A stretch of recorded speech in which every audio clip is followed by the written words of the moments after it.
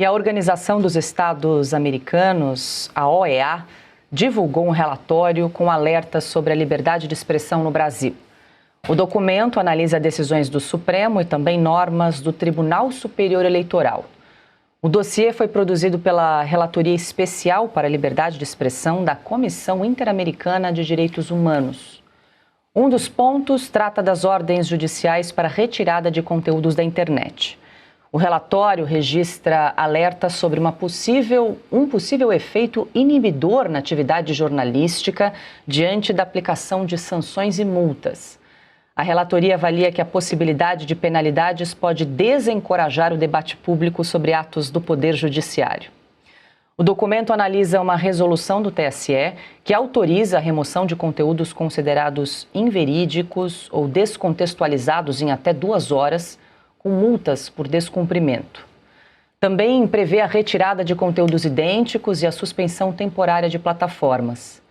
A OEA aponta risco de imposição de monitoramento geral, uso recorrente de medidas cautelares sem prazo definido e falta de definições jurídicas e precisas sobre o discurso de ódio e desinformação, o que pode restringir direitos fundamentais e a circulação de informações de interesse público, especialmente em períodos eleitorais. Marcília, eu começo com você. Você, inclusive, foi ouvido ali pelo representante da OEA, que esteve no Brasil. Aliás, convido a nossa audiência para acompanhar essa reportagem do Christian Costa, que está disponível no nosso site. Está todo o detalhamento desse relatório da OEA, Marcília, com vários eufemismos ali, né, sobre a situação do Brasil, principalmente em relação às liberdades. Você sabe que eu fui ouvido e fui até censurado durante a audiência com o Pedro Vaca, porque cada um tinha 5 minutos e eu realmente fiquei 15 minutos falando, e aí chegou no momento em que cortaram a minha palavra. Mas tudo bem, faz parte, acho que é típico, né? Enfim, olha, o relatório não é o que gostaríamos, não é, né? Mas, como diz o Fernando Pessoa, no seu heterônimo do Ricardo Reis, ao que nada espera, tudo que vem é grato. Então, pelo menos isso, melhor do que nada, né?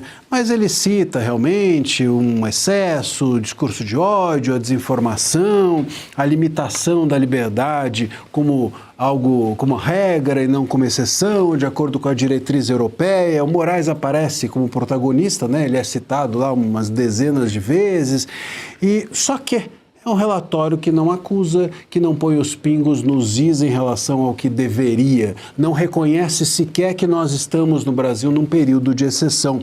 Na página 7 até do relatório, eu separei aqui, o relator, né, o Pedro Vaca, chega a dizer que houve no Brasil, em 2022, deliberadas tentativas de deslegitimar com o uso da palavra os resultados das eleições de 22. As eleições de 22 foram as mais censórias que nós tivemos no país, exatamente porque a liberdade de expressão não foi permitida a momento algum questionar, seja o resultado, seja o início das eleições, seja o que for. Depois, em 24, a gente teve a suspensão do X. Se tem alguém sendo atacado durante as eleições nesse país há algum tempo, algum bom tempo, não são as instituições, são a imprensa e as redes sociais. É a liberdade que está sendo atacada pelas instituições e não o contrário. E o Vaca veio aqui e não entendeu nada.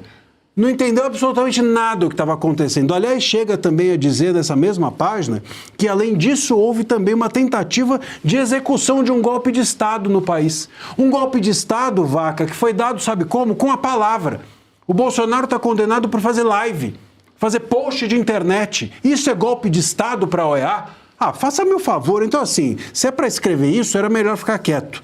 É claro que, repito, assim, é bom que haja esse relatório, é bom que, enfim, a OEA se manifeste, mas é muito, mas muito abaixo do que eu creio que um relatório que ficou tanto tempo na gaveta da OEA, tanto tempo debaixo das asas do Vaca, né, ele deveria, no mínimo, ter sido mais criterioso. A Vaca aqui foi para o brejo. Essa é que é a verdade. Esse relatório ficou muito a desejar e, sobretudo, vamos dizer também, vem no momento em que o STF já está sendo esbofeteado por muita gente. Então agora é fácil apresentar um relatório falando do STF. Eu queria ver esse relatório da OEA há algum tempo atrás, quando ninguém ou pouquíssimas pessoas estavam apontando os problemas do STF. E outra, um relatório que surge numa semana mais ou menos morta, né, em que o debate público e político já não está quente,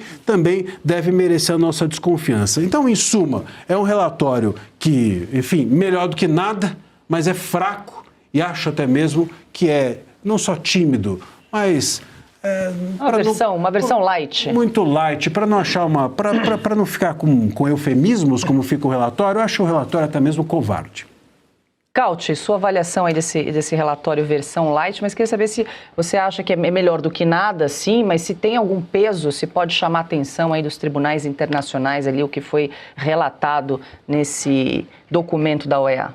Com coragem do Pedro Vaca a gente também não esperava, né? Relatórios contundentes, também a gente, até porque formalmente ele foi convidado pelo governo brasileiro a vir para o Brasil, então ninguém esperava que ele falasse o que de fato deveria ser falado sobre a situação do Brasil, mas com certeza coloca alguns pontos que agora não são mais negáveis, ou seja, que há sim medidas de exceção, que há excessos por parte de tribunais superiores, que há medidas cautelares indefinidas, entre outras coisas. Agora, isso tudo com uma linguagem muito, vamos dizer assim, delicada, né?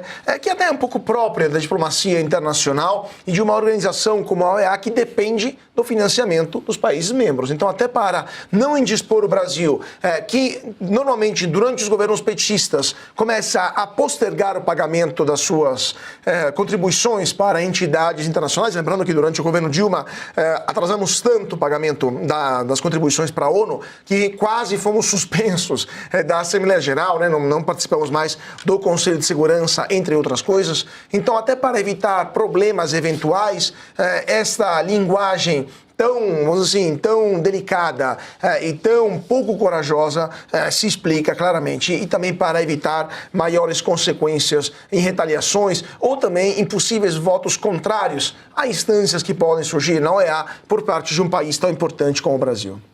Deixa eu ouvir, Alexandre, também sobre esse relatório que foi divulgado hoje. Pois é, são 123 páginas, as pessoas devem estar curiosas para saber alguma coisa do conteúdo. Jornalista que é apressado vai logo nas conclusões. Veja só, recomendações, é o último capítulo. Agir em defesa da democracia e da liberdade de expressão e atribuir responsabilidades proporcionais. É o conselheiro Acácio, é o óbvio. Primeiro lugar, olha só, um sonho. Convocar o Conselho da República, que tem uma composição pluralista, para promover um diálogo nacional sobre os ataques às instituições democráticas e os conflitos políticos e sociais vigentes, contribuindo para uma compreensão coletiva dos acontecimentos importantes do passado recente. Pedro Vaca é um burocrata, só pode ser, né? Aí, número 2, priorizar e concluir o processamento das investigações e denúncias criminais envolvendo os indivíduos acusados de liderar a tentativa de desestabilização das instituições descrita neste relatório. O Marcília já falou nisso. Aí parece que começa a ceder. 3, restringir o uso do sigilo judicial a casos excepcionais, adotar regras de transparência ativa e acesso à informação do Poder Judiciário. Tudo bem. 4, priorizar como regra geral a aplicação de limitações à liberdade de expressão em decisões judiciais finais sobre o mérito da causa. 5, restringir o uso de medidas cautelares ou provisórias que limitem o direito à liberdade de expressão. Garantir que as restrições à liberdade de expressão não sejam impostas com base em conceitos vagos. 7, garantir que a categoria de atos antidemocráticos não seja usada para restringir discursos que sejam meramente críticos às autoridades. Indicar claramente os motivos para restrições às liberdades. Então, parece que ele começa sonhando, mas depois vai descobrindo as coisas que aconteceram aqui no país. Então fica o registro, só para a gente não dizer que ele veio para cá e não viu nada, né? Mas qual é o resultado disso? Também, como Marcília lembrou, deixa isso logo depois do Natal, entre o Natal e o Ano Novo, e vamos divulgar. Estava parado lá esperando o momento certo para divulgar com menos repercussão possível.